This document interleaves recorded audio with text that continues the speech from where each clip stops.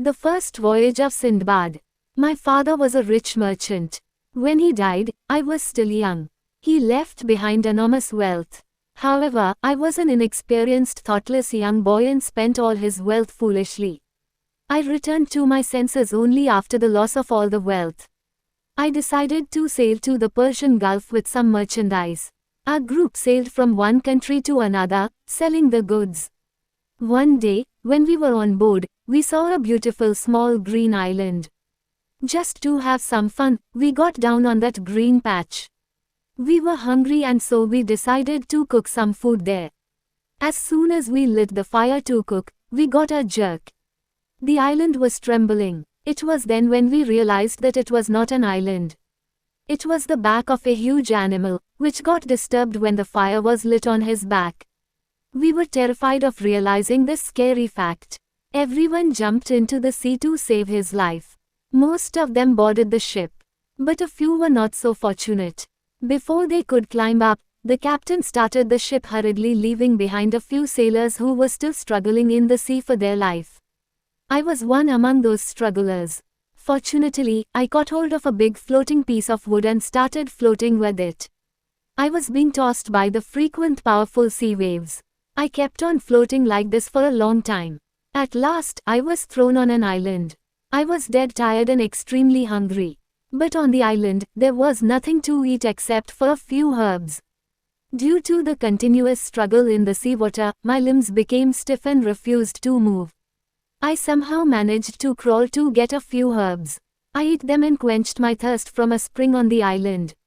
As I walked further in this alien place, I met a man. The man asked me about my whereabouts. I poured out my misfortune to him. The man felt pity on me and heard my sad story. He took me inside a cave. There were a number of men present there. They were all slaves of the king of the island. Those men were kind. They served good food to me and behaved well with me. Later on, they produced me in front of the king of Mihrjan, who was the ruler of the island. I narrated my tale of suffering and hardship to the king. The king was a noble and kind person.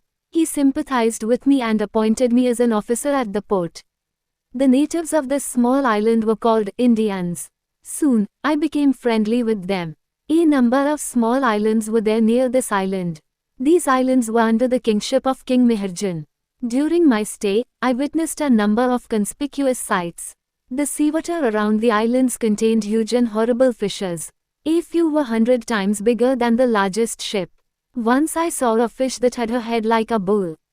There, I witnessed many unimaginable wonders. In this small island kingdom, ships from different parts of the world visited its port regularly. Every day I would ask the visiting sailors about my city Baghdad, but no one knew about my native place. I longed to go back home. One day, when I was standing on the port, I saw a ship approaching the port. It was the same ship, which had sailed after leaving me behind, struggling in the sea water.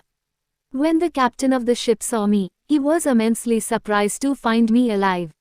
He and the other crew members hugged me with happiness.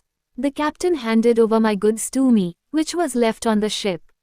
Among my goods, I chose a few valuable items and presented those to the kind king. In return, the king also gave me much more expensive presents. The ship stayed on the island for a few days. Meanwhile, I did a fabulous business there with my goods and earned good money.